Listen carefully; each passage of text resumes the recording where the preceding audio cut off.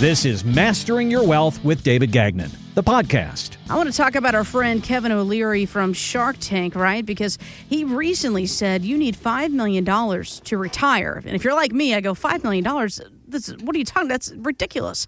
Now he has done a total reversal, and he says that with careful investing, you can retire on just $500,000. His plan is that you have fixed income products that return 5%, and that you have a balanced portfolio that returns 8 to 9%. So he finally seems to be talking to everyday folks like myself and our listeners, you, David.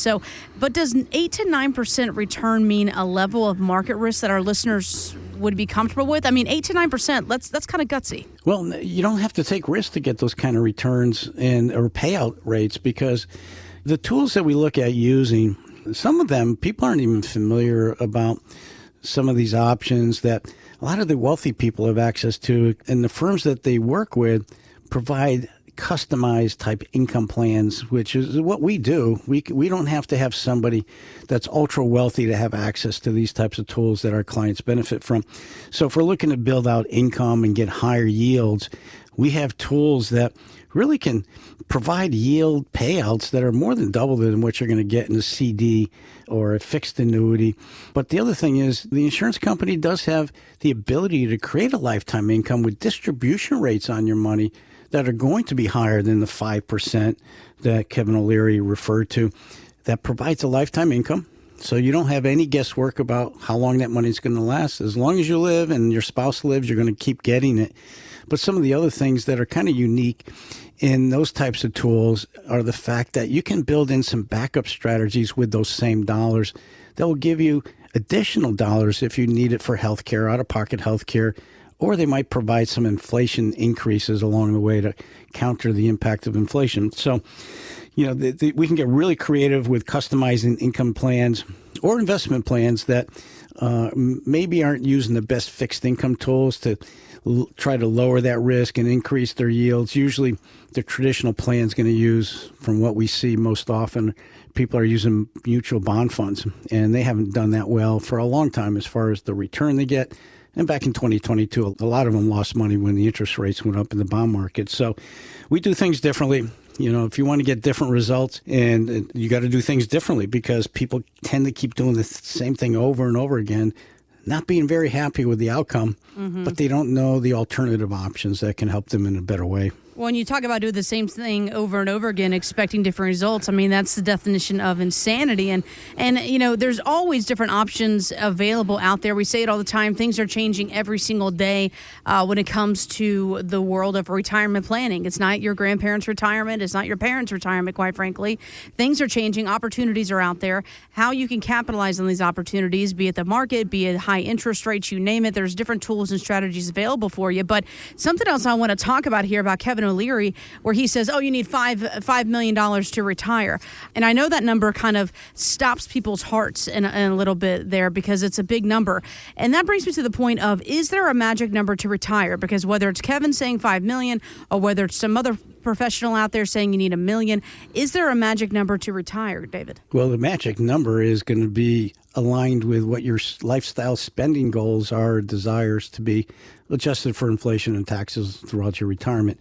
So everybody's ideal number as far as how much their nest egg size needs to be is influenced by a number of factors. But if you have $500,000 and your expenses and your spending that makes things very comfortable for you is only 30 or 40 grand a year, and when you add Social Security in the equation, that might work. But not a lot of people can live on that kind of money.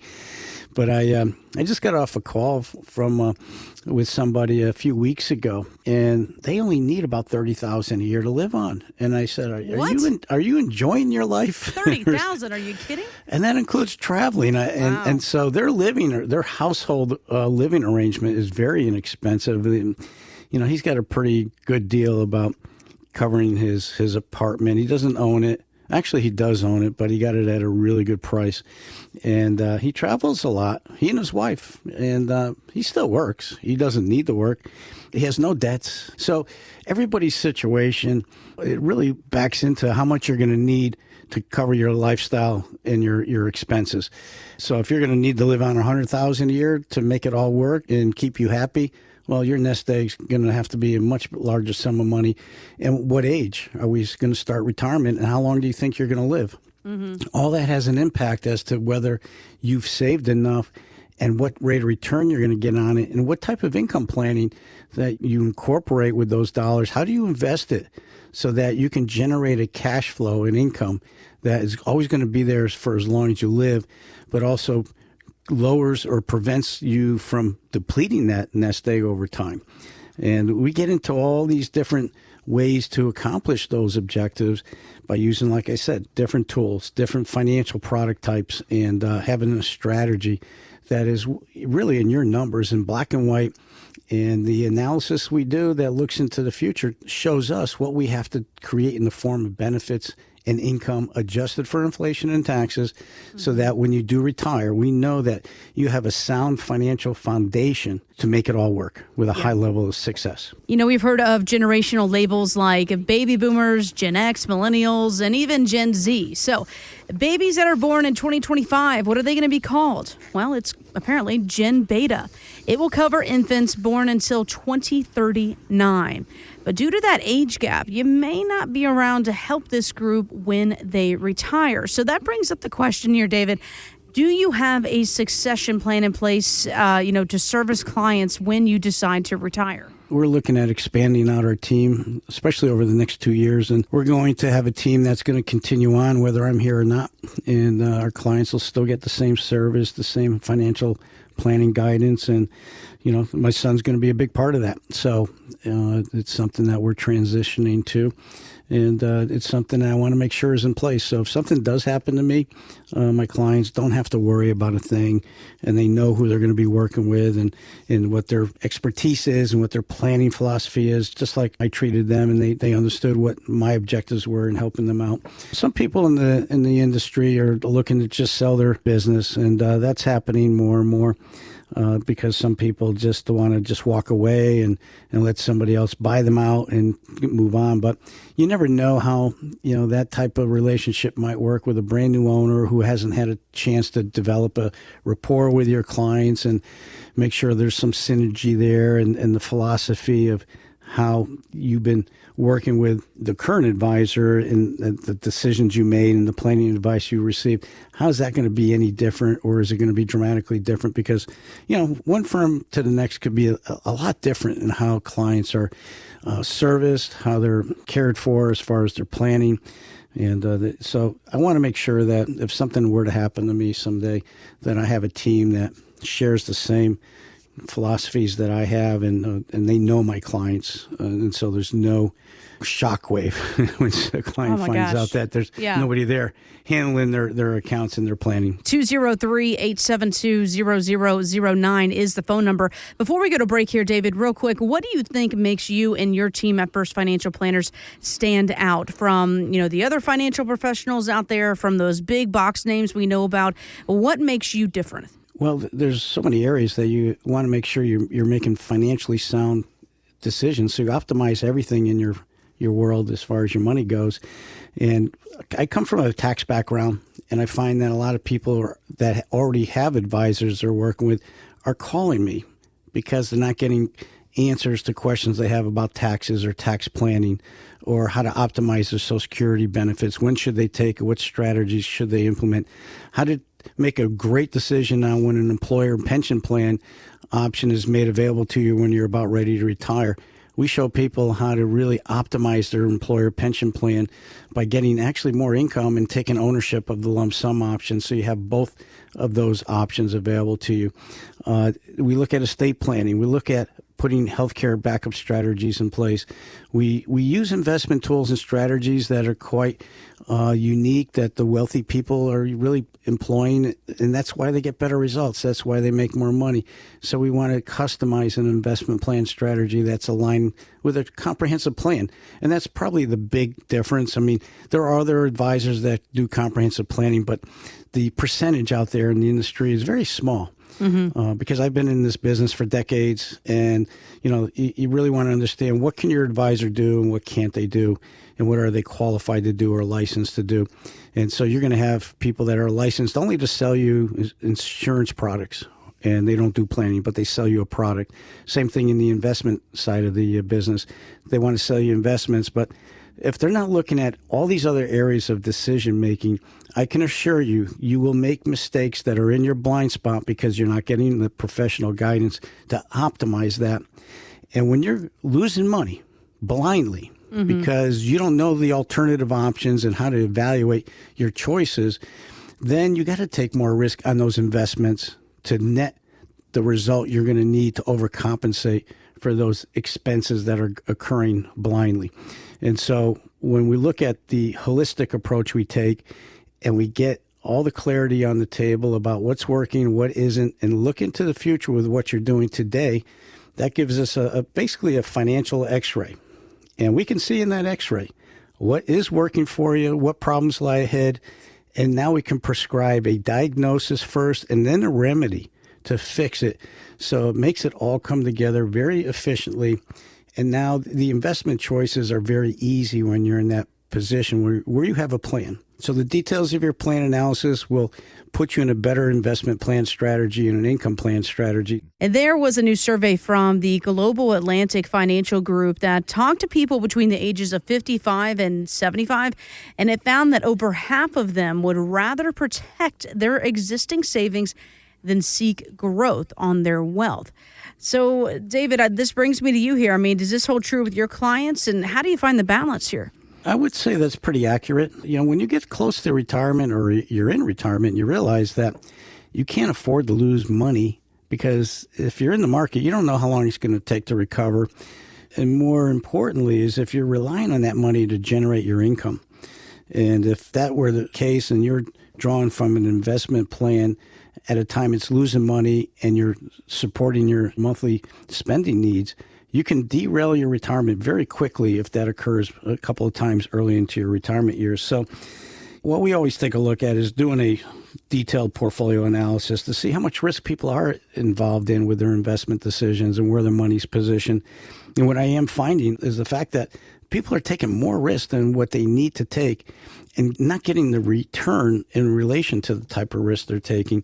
And so when we do our comparison analysis of what their current portfolio looks like with the higher risk and lower yields, we can show how a proactive tactical investment plan could compare to that. And what it does illustrate is how much less risk they will be taking and how much more yield they're going to get. And in some cases, the differences are substantial. And these are tools that we're using that people aren't familiar with. And we educate, we show people how the wealthy people do this. And so when that exercise is done, then people realize, wow, I can take better control over my money, not have to live with a lot of volatility. And the game plan is, and the objective is to find a way to build consistency in how your money grows with much less volatility, because you will end up growing more wealth and being able to generate more income if you have a plan that's set up that way. In today's world, there's so many different things out there to put your money in that allow you to capture good returns without having to take the crazy risk that people think they need to take. And if we're looking for other opportunities to put more money back in our clients' pockets, like saving on taxes, having a tax plan that not only defers your taxes, more importantly, reduces your taxes in retirement. Now, when you do that, when you find those wealth transfers that you could avoid with a good tax strategy, guess what? All that money goes back into your pocket and it continues to compound more tax efficiently into the future. So what do you think that's going to do? It's going to add more to your wealth accumulation, give you more disposable dollars, give you more income, or be able to pass on more wealth to your children. For instance, about 6 years ago, we had a client that reached out to us, or a potential client. They were referred to us by an existing client, and they had been working with a financial firm for about 30 years, and they just wanted to get a second opinion. So we went through the exercise. We did their forecast analysis.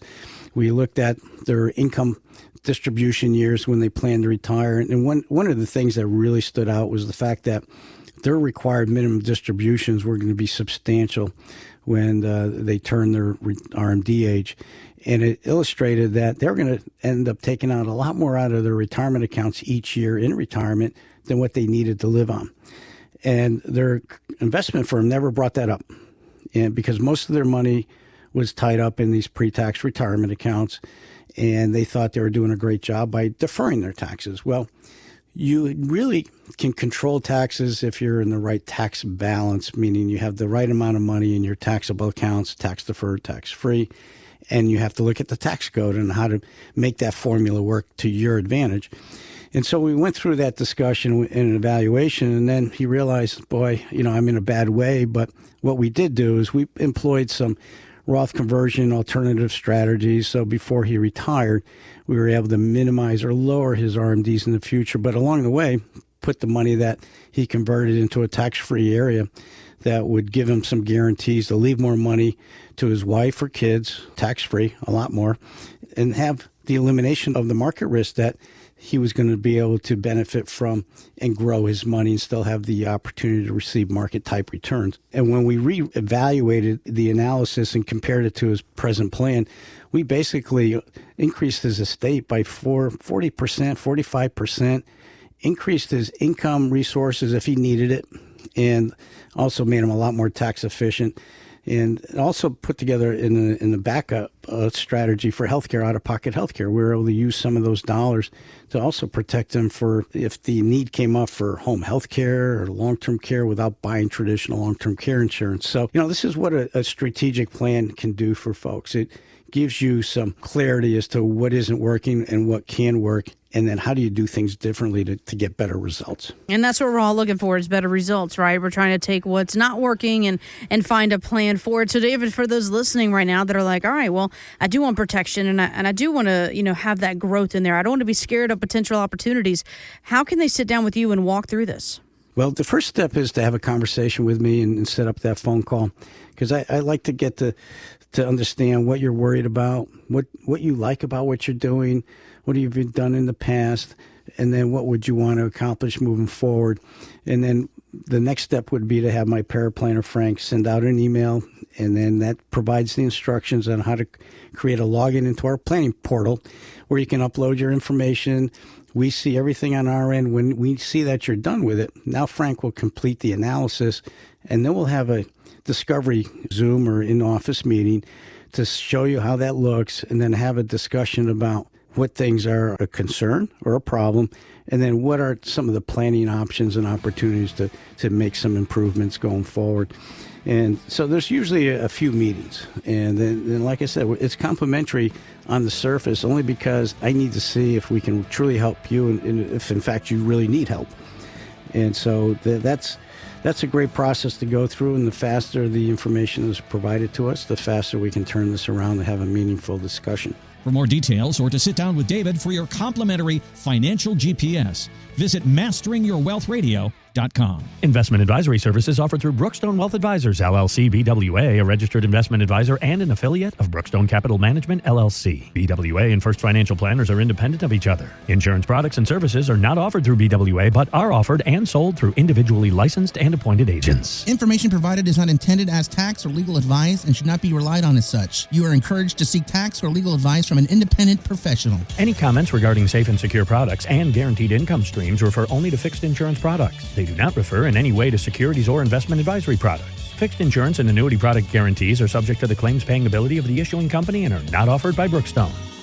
David Gagnon and First Financial Planners are not affiliated with nor endorsed by the Social Security Administration or any other government agency. Registered investment advisors and investment advisor representatives act as fiduciaries for all of our investment management clients. We have an obligation to act in the best interests of our clients and to make full disclosure of any conflicts of interest. Please refer to our firm brochure of the ADV 2A Item 4 for additional information.